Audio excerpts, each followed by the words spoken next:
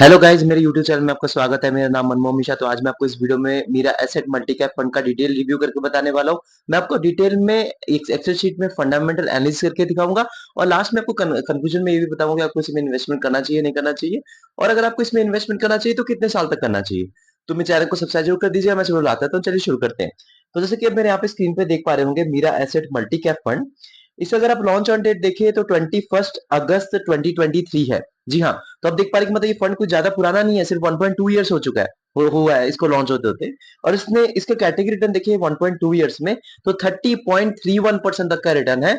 लेकिन इस फंड का अगर आप रिटर्न देखिए 1.2 इयर्स में तो 26.09% तक का रिटर्न है। मतलब 1.2 इयर्स में इसने अपने कैटेगरी बीटिंग रिटर्न नहीं दे दिया है। तो ये एक नेगेटिव फीडबैक रहेगा। लेकिन हाँ, यहाँ पे रिटर्न के बारे में आप जान के बैक मत हो जाइएगा, पूरा डिटेल में जानिएगा। क्योंकि देखिए अभी सिर्फ एक ही साल हुआ है इस पर्टिकुलर फंड को। एक साल में आप डिसाइड नहीं कर सकते कि ये पर्टिकुलर फंड कैसा परफॉर्मेंस देगा। अगर ये कैटेगरी बीटिंग रिटर्न नहीं है तो बेकार फंड है, ऐसा बिल्कुल भी डिसीजन मत लीजिए। क्योंकि 26% तक का भी रिटर्न बढ़िया है। लेकिन यहाँ पे अभी नीचे हम रिस्क और रिटर्न का एनालिसिस करेंगे, कैसा रिस्क लेके चल रहा है और फिर आपको इतना रिटर्न दे रहा है। अगर कम रिस्क लेके कैटेगरी से आपको रिटर्न इतना दे रहा है तो बढ़िया ही रहेगा। तो उस बेसिस पे भी हम इसके बारे में डिस्कस करने वाले हैं पूरी डिटेल में।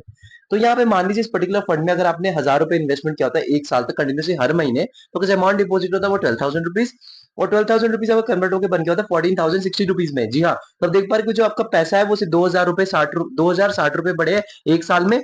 लेकिन अगर आप इस फंड में ना इन्वेस्टमेंट करके अपने गोल्ड में इन्वेस्टमेंट किया था, गोल्ड में जो अमाउंट हो जाता है 12,000 रुपए एक साल में डिपॉजिट, और 12,000 रुपए कन्वर्ट होकर बन गया होता 13,509 रुपए। तो आप देख रहे हैं कि 1,509 रुपए आपका बढ़ोतरी देखने को मिली है। और इस फंड ने गोल्ड से अच्छा खासा रिटर्न दिया है। तो आप देख रहे हैं इन्वेस्टमेंट की ताकत, इन्वेस्टमेंट करना क्यों जरूरी होता है। अगर इस इन दोनों फंड में ना इन्वेस्टमेंट करके, अपने गोल्ड में और म्यूचुअल फंड में ना इन्वेस्टमेंट करके आपने एफडी में इन्वेस्टमेंट किया था, तो अमाउंट जो डिपॉजिट होता है वो 12,000 रुपए, और 12,000 रुपए को कन्वर्ट होकर बन गया था 12,462 रुपीज। मतलब 462 रुपीज की बढ़ोतरी आप देखने को मिली है, वो भी एक साल में। तो आप देख पा रहे कि इन्वेस्टमेंट की ताकत यहाँ पे आपको डेफिनेटली दिख रही होगी स्क्रीन पे। रिटर्न वर्सेस कैटेगरी की बात करें तो कैटेगरी से ये कम रिटर्न इसने दिया है। तो आपको देख पा रहे कि मतलब जो कैटेगरी का जो रिटर्न है उससे कम दे रखा है, इसलिए लो यहाँ पे लिखा है। और रिस्क वर्सेस कैटेगरी बात करते हैं, फिर रिस्क भी एवरेज लेके चले, वो कैसे लेके चले वो आपको मैं नीचे बताने वाला हूँ जब हम मार्केट कैपिटल के बारे में हम स्टडी करने वाले हैं। तो अगर मान लीजिए आपने डिसीजन ले लिया इस पर्टिकुलर म्यूचुअल फंड में इन्वेस्टमेंट करने, तो आप 99 रुपीज से आप एसआईपी स्टार्ट कर सकते हैं, जो कि पॉजिटिव फीडबैक रहेगा। क्योंकि देखिए आजकल स्टूडेंट लोग भी इन्वेस्टमेंट कर रहे हो और 99 रुपीज एकदम कम है, इसमें कोई भी स्टार्ट कर सकता है इन्वेस्टमेंट। नंबर टू में आप देख पा रहे हैं कि जो वन टाइम इन्वेस्टमेंट है, मतलब लमसम है, वो 5,000 रुपए से कर सकते हैं, जो कि पॉजिटिव फीडबैक है। 5,000 रुपए से लमसम ठीक ठाक है। लॉक इन पीरियड की बात करें तो कोई भी लॉक इन पीरियड नहीं, कभी आप इसमें इन्वेस्टमेंट कर सकते हैं, कभी भी यहाँ से एग्जिट मार सकते हैं। एम साइज की बात करें तो एम का वो होता है एसेट अंडर मैनेजमेंट। आज आपको इससे पता चलता है इस पर्टिकुलर म्यूचुअल फंड में कितना पैसा इन्वेस्टेड है। तो इसमें आपको इससे आपको क्या पता चलता है कि कितना लोग इसमें इन्वेस्टमेंट करना चाह रहे हैं और कितना भरोसा कर रहे हैं इस पर्टिकुलर म्यूचुअल फंड में। तो इसमें क्या होता है कि मान लीजिए आपका एम साइज कम है, तो यहाँ पे आपको समझना चाहिए कि मतलब इस पर्टिकुलर म्यूचुअल फंड में लोगों का ज्यादा भरोसा नहीं है, कुछ ना कुछ म्यूचुअल फंड में खराबी है, तभी इसका एम साइज कम है, तभी इसमें ज्यादा लोग इन्वेस्टमेंट नहीं कर रहे हैं। और एम साइज अगर ज्यादा हो जाता है तो उसमें एक प्रॉब्लम आती है कि फंड मैनेजर को मैनेजमेंट में दिक्कत आती है। तो यहाँ पे अगर बात करें एम साइज के बारे में, तो एक साल के हिसाब से 3,473 करोड़ रुपीज, इसका मतलब लोग बहुत ज्यादा भरोसा कर रहे हैं इस पर्टिकुलर म्यूचुअल फंड को। तो डेफिनेटली यहाँ पे पॉजिटिव फीडबैक दूंगा एम साइज के मामले में। एक्सपेंस रेशियो की बात करते देखिए आप तो दिमाग लगा नहीं रहे हैं, दिमाग लगाने वाला कोई फंड मैनेजर है। तो फंड मैनेजर अपना दिमाग लगा के आपको फंडामेंटल एनालिसिस करके स्टॉक को सिलेक्ट करके आपको अपने पोर्टफोलियो में रख के आपको रिटर्न दिलवा रहे हैं। तो आपको एज ए मैनेजमेंट फीस उनको पेमेंट कुछ देनी पड़ेगी। तो एक्सपेंस रेशियो बेसिकली वही मैनेजमेंट फीस ही होता है। तो आप अगर मतलब मान लीजिए आपको प्रॉफिट का 0.45 या फिर एक्सपेंस 0.42% आपको प्रॉफिट का देना पड़ेगा। तो एक्सपेंस रेशियो अगर 1% से नीचे उसको अच्छा खासा माना जाता है। क्योंकि देखिए लॉन्ग रन में अगर 1% आपका है ना, तो लॉन्ग रन में लाखों करोड़ों का डिफरेंस बन जाएगा, और आपको एज ए मैनेजमेंट फीस पे करेंगे तो आपको भी दुख होंगे। मतलब आपको भी दुख लगेगा कि यार मैंने इतना ज्यादा मैनेजमेंट फीस पे कर दिया। तो यहाँ पे देखा जाए जो मैंने क्राइटेरिया सेट करा है 0.7% से नीचे अच्छा है, क्योंकि देखिए 0.8 या 0.9% का एक्सपेंस रेशियो भी बहुत ज्यादा हो जाता है। तो यहाँ पे अगर आप देखा जाए 0.42% एक्सपेंस रेशियो, जो कि पॉजिटिव सुपर पॉजिटिव फीडबैक रहेगा एक्सपेंस रेशियो के मामले में। टैक्स इन्फॉर्मेशन की बात करें, मान लीजिए आपने एक साल से पहले एग्जिट मारा तो 20% तक का टैक्स देना पड़ेगा प्रॉफिट पे। अगर आपने एक साल के बाद एग्जिट मारा तो वो 12.5% तक का टैक्स देना पड़ेगा प्रॉफिट पे। लेकिन हाँ, अगर आप इंडियन इनकम टैक्स स्लैब में आते हैं तो एक साल से पहले आपने एग्जिट मारा तो आपको 1% तक का एग्जिट लोड देना पड़ेगा। एक साल के बाद आपने एग्जिट मारा तो एग्जिट लोड देने की कोई जरूरत नहीं है। सबसे मेन बात पे आते हैं वो है मार्केट कैपिटल। तो देखिए मैं आपको एक बात बता दूं, जब आप यहाँ पे मल्टी कैप की बात करते हैं ना, तो सेबी गाइडलाइन के हिसाब से बताया गया है कि आपको लार्ज कैप में 25% तक एलोकेशन लेना पड़ेगा, स्मॉल कैप में भी 25% तक एलोकेशन लेना पड़ेगा और मिड कैप में भी मिनिमम 25% तक एलोकेशन लेना पड़ेगा। मतलब 75% तो रिजर्व है तीनों कैटेगरी के मतलब कैपिटल में। तो यहाँ पे अगर आप बात करें तो तीन कैटेगरी में इन्होंने मिनिमम ले रखा है। देखिए मिड कैप में 26.29% तक एलोकेशन है। सेकंड में अगर आप देखें स्मॉल कैप में 30.72% का एलोकेशन, लार्ज कैप में 42.3% का एलोकेशन है और डेब्ट एंड अदर्स में 0.7% का एलोकेशन है। तो देख पा रहे कि मतलब इन्होंने लार्ज कैप में थोड़ा ज्यादा ले रखा है ताकि रिस्क को थोड़ा कम कर सके और रिटर्न भी थोड़ा अच्छा खासा जनरेट कर सके। और आप देखा जाए तो रिस्की यहाँ पे डेफिनेटली रहेगा। तो देखिए मिड कैप रिस्की फंड है, आपको 26% का एलोकेशन है और स्मॉल कैप में 30%, तो 20 आप मान लीजिए 56% तक का इन्होंने रिस्क ले रखा है, बाकी जो है कम रिस्क लेके चल रहे हैं। तो 56% अगर आपका पोर्टफोलियो में रिस्क है तो डेफिनेटली रिस्की फंड है, लेकिन हाँ कम रिस्क लेके चलता है कंपेयर टू मिड कैप या फिर आपका स्मॉल कैप हो गया, उससे कम रिस्क इसमें बना रहता है।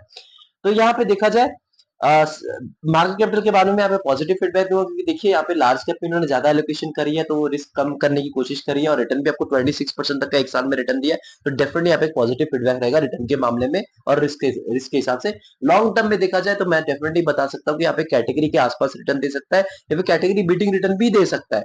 ये चीज मुझे अच्छी लगी कि इसने रिस्क थोड़ा कम लेके चले। सेक्टर एलोकेशन की बात करें तो यहाँ पे फाइनेंशियल सर्विसेज में 27.98% तक का एलोकेशन है, कंज्यूमर साइकिल में 17.02% का एलोकेशन है, इंडस्ट्रियल सेक्टर में 14.88% का एलोकेशन है, टेक्नोलॉजी सेक्टर में 9.73% का एलोकेशन है, हेल्थ केयर में 8.74% का एलोकेशन है, बेसिक मेटल्स में 8.26% का एलोकेशन है, एनर्जी सेक्टर में 3.78% का एलोकेशन है, कम्युनिकेशन सर्विसेज में 2.69% का एलोकेशन है। उसके बाद आपको कंज्यूमर डिफेंसिव में 2.39% का एलोकेशन है और लास्ट में आपका रियल एस्टेट में 1.61% का एलोकेशन है।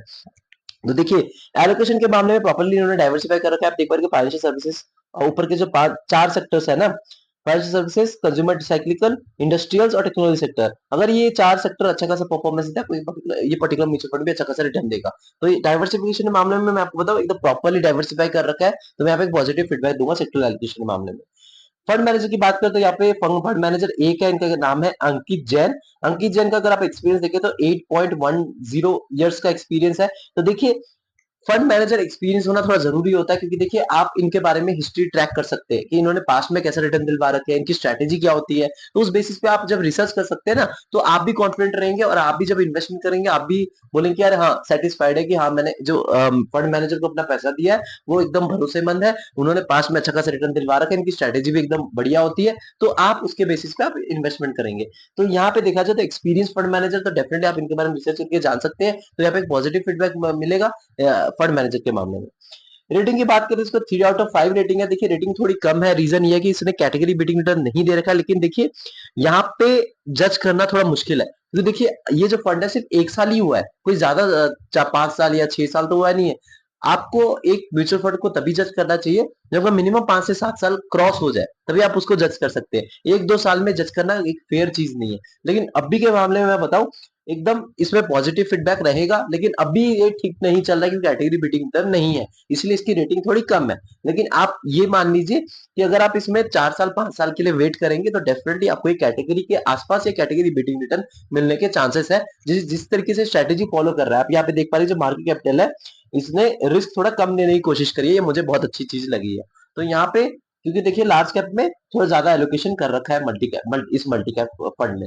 तो ओवरऑल मैं बताऊं एक अच्छा खासा फंड है। अगर आप इसमें इन्वेस्टमेंट करना चाहते हैं, आप टाइम फ्रेम 7 से 10 साल है तभी आप इस पर्टिकुलर म्यूचुअल फंड में इन्वेस्टमेंट करिएगा। और आपका जो रिटर्न का जो एक्सपेक्टेशन है 15 से 20%, इसी के बीच में आपको रिटर्न मिलने के चांसेस रहते हैं, क्योंकि इसमें 50% तक का कम रिस्क लेके चले, 50% तक का रिस्क लेके चले, तब इसका जो रिटर्न है 15 से 20% के बीच के रेंज में ही मिलता है, वो भी लॉन्ग टर्म में। अभी शॉर्ट टर्म में मत देखिए, लॉन्ग टर्म मतलब 10 साल 15 साल के लिए अगर आप वेट कर रहे हैं और आपका जो एक्सपेक्टेशन 15 से 20% है, तो आप इस पर्टिकुलर म्यूचुअल फंड को चूज कर सकते हैं। आप ये मत सोचिए 30% दे रहा है एक साल में तो 26% दिया, वो एवरेज आउट हो जाएगा लॉन्ग टर्म में। एवरेज आउट होकर आपको मैक्स टू मैक्स 21 या 22% तक का रिटर्न दे सकता है, उससे ज्यादा आपको नहीं मिलेगा।